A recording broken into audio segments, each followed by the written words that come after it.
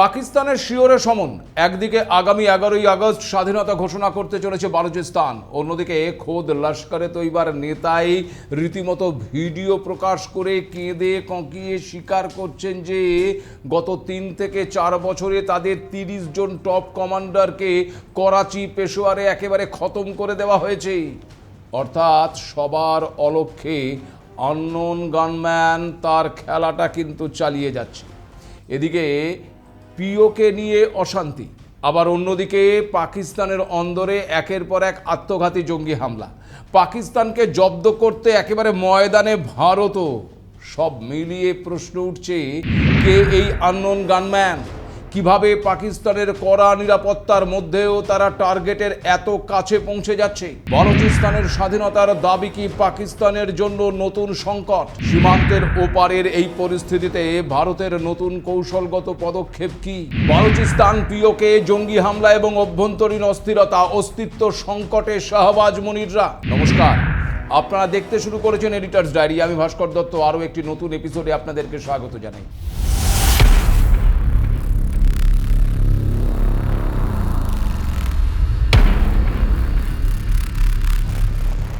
পাকিস্তানের বুকে লস্করের 30 জনেরও বেশি জঙ্গি খতম। আর মাল্যকে এক অজ্ঞাত পরিচয়ের বন্দুকধারী। খোদ লস্করে তৈবার নেতাই আবার ভিডিও করে কেঁদে কেটে একেবারে স্বীকার করছেন যে গত 3 থেকে 4 বছরে তাদের 30 জন টপ কমান্ডারকে করাচি পেশোয়ারে খতম করে দেওয়া হয়েছে।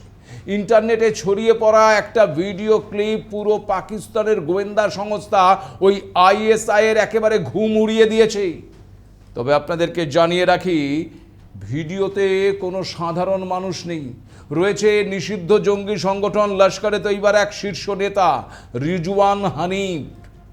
সে ক্যামেরার সামনে এসে একেবারে ডুকরে কেঁদে যা স্বীকার করছে তা পাকিস্তানের জঙ্গি নেটওয়ার্ক নিয়ে নতুন প্রশ্ন তুলে দিয়েছে। কি বলছে ওই জঙ্গি নেতা, শুনুন নিজের কানেই। हिंदुस्तान की खुफिया एजेंसीज ने उसको यहाँ आजाद कश्मीर के अंदर भी अमन और चैन से नहीं रहने दिया। अपने जर खरीद एजेंटों के जरिए से उसको यहाँ पर शहीद किया गया। ये पहला वाकया नहीं है, गुज़श्ता 3-4 सालों के अंदर 30 से ज्यादा वाकयात हो चुके हैं कि हमारे भाइयों को शहीद किया गया। किसी को पेशावर में, किसी को कराची में, किसी को पिंडी में, किसी को रावलाकोट में, किसी को मुजफ्फराबाद में। जुर्म क्या है? जुर्म सिर्फ ये है कि हम ला इलाहा इल्लल्लाह के मानने वाले हैं। দেখুন, আপনারা দেখলেন এই ভিডিওতে জঙ্গি নেতা ওই হানিফ একেবারে স্বীকার করছে গত 3 থেকে 4 বছরে পাকিস্তানের মাটিতে তাদের সংগঠনের 30 জনেরও বেশি মোস্ট ওয়ান্টেড জঙ্গি একেবারে খতম হয়ে গেছে। তারা কোনো যুদ্ধের ময়দানে মরেনি, তারা মারা গেছে নিজের ঘরের ভেতরে, মসজিদে নামাজ পড়তে গিয়ে কিংবা একেবারে জনবহুল বাজারের মধ্যে। আর এই সব ঘটনার পেছনে রয়েছে একজন অদৃশ্য আততায়ী, যাকে বিশ্ব আজ চেনে আননোন গানম্যান বা অজ্ঞাত পরিচয় বন্দুকধারী নামে। কে বা কারা এই আননোন গানম্যান? পাকিস্তানের কড়া সুরক্ষা ভেদ করে এরা আসে, পয়েন্ট ব্ল্যাঙ্ক রেঞ্জ থেকে বুলেট চালায় আর ভিড়ের হাওয়ায় একেবারে মিলিয়ে যায়। শুনতে হুবহু ওই সিনেমার গল্প লাগছে তো? কি মনে হচ্ছে? পরিচালক আদিত্য ধরের সিনেমা ধুরন্ধরের স্ক্রিপ্ট কি মনে পড়ে যাচ্ছে? ঠিকই, এই বাস্তব ঘটনার উপর ভিত্তি করেই তৈরি হয়েছিল কি সিনেমা। দেখুন, ভারতের অন্দরে কিংবা প্রতিবেশী রাষ্ট্র যেমন বাংলাদেশের অনেকেই ভাবেন যে এসব বোধহয় শুধু ওই সিনেমাতেই হয়। তাদের জন্য এই ভিডিও একদম চোখে আঙুল দিয়ে প্রমাণ করে দিচ্ছে যে বাস্তবের মাটিতেও রয়েছে ধুরন্ধররা। হ্যাঁ, অজ্ঞাত পরিচয় বন্দুকধারী বা আননোন গানম্যানের অস্তিত্ব এবং তাদের হামলা বাস্তব এবং সত্য। তবে এই অজ্ঞাত পরিচয় শব্দটির আড়ালে কে বা কারা রয়েছে তা নিয়ে ভিন্ন জনের ভিন্ন মত রয়েছে। দেখুন, অধিকাংশ ক্ষেত্রেই দেখা গেছে মোটর সাইকেলে আসা 2 বা 3 জন অজ্ঞাত পরিচয় ব্যক্তি হঠাৎ ভিড়ের মধ্যে বা নির্জন জায়গায় জঙ্গিদের লক্ষ্য করে পয়েন্ট ব্ল্যাঙ্ক রেঞ্জ থেকে নিখুঁত গুলি চালিয়ে মুহূর্তের মধ্যে ধা হয়ে যাচ্ছে। সাধারণ রাস্তাঘাট তো বটেই, এমনকি পাকিস্তানের কড়া সুরক্ষা বেষ্টিত লস্কর সদর দপ্তর মার্কাজ তৈবার ভেতরে ঢুকেও এই অজ্ঞাত পরিচয় আততায়ীরা মোস্ট ওয়ান্টেড লস্কর কমান্ডারদের খতম করে এসেছে। কিন্তু এরা কারা? আপনারা দেখলেন যে লস্কর নেতা ওই রিজওয়ান হানিফ নিজে ভিডিওতে সরাসরি দাবি করেছে যে ভারতের গোয়েন্দা সংস্থাগুলো এই আননোন গানম্যান মডেল তৈরি করে একের পর এক টার্গেটেড কিলিং চালাচ্ছে। অনেকেই এই ঘটনাক্রমকে প্রধানমন্ত্রী নরেন্দ্র মোদীর অতীতে দেওয়া ঘরে ঢুকে মারব বার্তাটির বাস্তব প্রতিফলন হিসেবে দেখছেন। যদিও ভারত এই ধরনের অপারেশনে জড়িত থাকার দাবি বরাবরের মতন এবারও কিন্তু প্রত্যাখ্যান করেছে। আবার আন্তর্জাতিক নিরাপত্তা বিশেষজ্ঞদের একাংশের মতে হাফিজ সঈদের পর লস্করে তৈবার উত্তরসূরি কে হবে এবং সংগঠনের বিশাল অর্থের নিয়ন্ত্রণ কার হাতে থাকবে তা নিয়ে দলের ভেতরেই শীর্ষ নেতাদের মধ্যে তীব্র ক্ষমতার লড়াই চলছে। ভেতরের লোকের সাহায্য ছাড়া এত নিখুঁত হামলা সম্ভব নয়। আবার অনেকেই মনে করছেন আন্তর্জাতিক অর্থ তদারকি সংস্থা FATF এর নিষেধাজ্ঞা এড়াতে এবং বিশ্বমঞ্চে নিজেদের পিঠ বাঁচাতে ISI হয়তো এই কুখ্যাত জঙ্গিদের অজ্ঞাত পরিচয়ের আড়ালে একেবারে সরিয়ে দিচ্ছে, যাতে দায় অন্যের ওপর চাপানো যায়।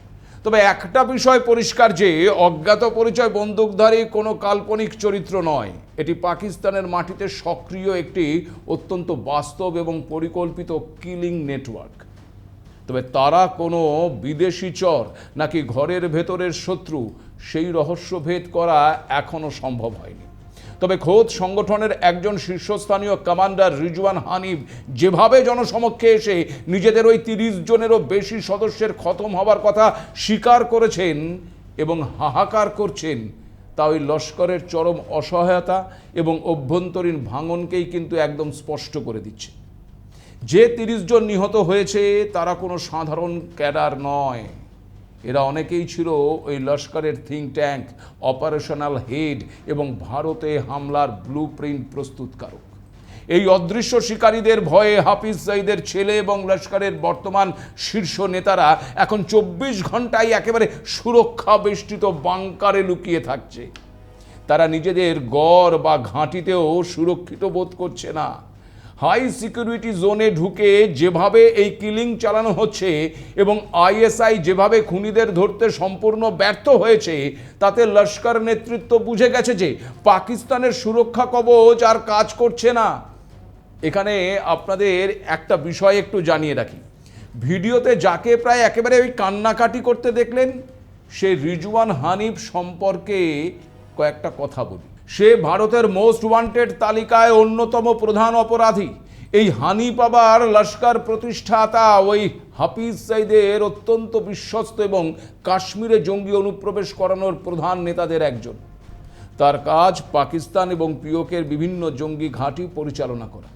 অভিযোগ অনুযায়ী সে লস্করের সদস্যদের অস্ত্র এবং বিস্ফোরক পৌঁছে দেওয়া এবং সীমান্ত পেরিয়ে কাশ্মীরে জঙ্গিদের ঢোকানোর পরিকল্পনার সঙ্গে যুক্ত। গোয়েন্দা রিপোর্ট বলছে হানিফ সোশ্যাল মিডিয়া এবং গোপন সভার মাধ্যমে জম্মু কাশ্মীরের স্থানীয় মুসলিম যুবকদের ভারতের বিরুদ্ধে অস্ত্র তুলে নিতে এবং লস্কর সংগঠনে যোগ দিতে বাধ্য করার জন্য উগ্র ধর্মীয় বিদ্বেষ ছড়াত। যেমন গত বছর ওই অপারেশন মহাদেবে লস্কর জঙ্গি হাবিব তাহির ওরফে হামজা আফগানি খতম হয়েছিল। ভারতের পহেলগাঁও হামলার অন্যতম চক্রী হিসেবে তার নাম উঠে আসে। জানা যাচ্ছে যে প্রাক্তন পাক সেনা ওই হাবিবকে লস্করে যুক্ত করেছিল এই রিজওয়ান হানিফ। হাবিবের মৃত্যুর পর পিওকের কুইয়ান গ্রামে তার জানাজায় লস্করের সদস্যদের প্রবেশে পরিবার এবং স্থানীয়রা আপত্তি জানিয়েছিলেন, কিন্তু রিজওয়ান হানিফ সশস্ত্র দেহরক্ষী নিয়ে সেখানে পৌঁছে উস্কানিমূলক বক্তব্য দেওয়ার চেষ্টা করে। এতে ক্ষুব্ধ গ্রামবাসীরা তার বিরোধিতাও করে। পরিস্থিতি উত্তপ্ত হয়ে উঠলে শেষ পর্যন্ত হানিফ ও তার দলবল ওই ঘটনাস্থল ছেড়ে একেবারে পালিয়ে যেতে বাধ্য হয়। অর্থাৎ পিওকের স্থানীয় মানুষদের মধ্যেও ওই লস্করের বিরুদ্ধে কিন্তু ক্ষোভ বাড়ছে। আর সে কারণেই কি ওই পাক অধিকৃত কাশ্মীরে প্রতিবাদীদের মুখে শোনা যাচ্ছে রামপ্রসাদ বিসমিলের সরফরোশি কি তমান্না স্লোগান। এই আবহে বালুচিস্তানের স্বাধীনতার ঘোষণা কি অস্তিত্ব সংকটে ফেলে দিচ্ছে পাকিস্তানকে? মরা পাকিস্তানের ওপর খাড়ার ঘা দিতে প্রস্তুত হচ্ছে ভারতও। কিভাবে? फराशी की तमन्ना हमारे दिल में है ये हथियार दुश्मन ताक में बैठा उधर और तैयार है हम सीना लिए अपना सरफरोशी की तमन्ना अब हमारे दिल में है, देखना है जोर कितना बाजुए कातिल में है। ভারতের স্বাধীনতা সংগ্রামের বিপ্লবী রামপ্রসাদ বিসমিলের এই অমর পংক্তিটি এখন পাকিস্তান অধিকৃত কাশ্মীরে আন্দোলনকারীদের কণ্ঠে প্রতিবাদের স্লোগান হয়ে উঠেছে। পাকিস্তানি প্রশাসনের বিরুদ্ধে বৈষম্য, মানবাধিকার লঙ্ঘন এবং অবহেলার অভিযোগ তুলে হাজার হাজার মানুষ রাস্তায় নামছেন। সামাজিক মাধ্যমে ছড়িয়ে পড়া একাধিক ভিডিওতে দেখা যাচ্ছে নারী, শিশু এবং প্রবীণরাও একসঙ্গে ওই সরফরোশি কি তামান্না এবং ইনকলাব জিন্দাবাদ স্লোগান দিচ্ছেন। আজ পাকিস্তানি সেনার বুলেটের মুখোমুখি দাঁড়িয়ে ওই রাওয়ালাকোট এবং মুজফ্ফরবাদের রাস্তায় সাধারণ কাশ্মীরি নারী এবং শিশুরা ভারতীয় স্বাধীনতা সংগ্রামের এই অমর বাণী দেখনা হ্যায় জোর কিতনা বাজুয়ে কাতিল মে হ্যায় এই গান গেয়ে পাকিস্তানি সেনাকে সরাসরি চ্যালেঞ্জ ছুড়ে দিচ্ছে। কারণ আপনাদেরকে জানিয়ে রাখি যে বর্তমানে পাকিস্তান অধিকৃত কাশ্মীরে বিধানসভা নির্বাচনকে ঘিরে পরিস্থিতি ক্রমশই উত্তপ্ত হয়ে উঠেছে। আন্দোলনকারীদের অভিযোগ, নির্বাচনী প্রক্রিয়ায় অনিয়ম, রাজনৈতিক বৈষম্য এবং ইসলামাবাদের অতিরিক্ত হস্তক্ষেপের প্রতিবাদেই মানুষ রাস্তায় নেমেছে। বিভিন্ন প্রতিবেদনে দাবি করা হয়েছে বিক্ষোভ দমাতে পাকিস্তানি নিরাপত্তা বাহিনী কঠোর অভিযান চালিয়েছে, গুলিবর্ষণ, ধরপাকড় এবং বল প্রয়োগের অভিযোগও উঠেছে। এসব ঘটনায় বহু মানুষ নিহত এবং আহত পর্যন্ত হয়েছেন বলেই জানা যাচ্ছে। আন্দোলনকারীদের আরও অভিযোগ, যোগাযোগ ব্যবস্থা সীমিত করা, ইন্টারনেট পরিষেবা বন্ধ রাখা এবং সংবাদ মাধ্যমের ওপর বিধিনিষেধ আরোপের মাধ্যমে পরিস্থিতির খবর বাইরে যেতে বাধা দেওয়া হচ্ছে। দশকের পর দশক ধরে পাকিস্তান যে আজাদ কাশ্মীরের ভুয়ো ন্যারেটিভ তৈরি করেছিল তা আজ ধূলিসাৎ হয়ে গেছে। তাছাড়া এই আন্দোলনের নেতৃত্ব দেওয়া জয়েন্ট আওয়ামী অ্যাকশন কমিটির নেতারা প্রথম থেকেই পাকিস্তানের মাটিতে সক্রিয় লস্করে তৈবা এবং জৈশে মোহাম্মদের মতন সন্ত্রাসী সংগঠনগুলোর প্রকাশ্য বিরোধিতা করে আসছেন। তারা অত্যন্ত জোরালোভাবে পাকিস্তানের এই সন্ত্রাসপন্থী নীতির বিরুদ্ধে সরব হয়েছেন। জ্যাক নেতাদের সাফ বক্তব্য, পাকিস্তান সরকার এবং আইএসআই তাদের নিজেদের ভূরাজনৈতিক স্বার্থে পিওকের মাটিকে ভারতের বিরুদ্ধে সন্ত্রাসবাদের চারণভূমি হিসেবে ব্যবহার করছে। আর এর ফলে আন্তর্জাতিক মহলে কাশ্মীরের সাধারণ মানুষের বদনাম হচ্ছে এবং তাদের শান্ত এলাকা অশান্ত হয়ে উঠছে।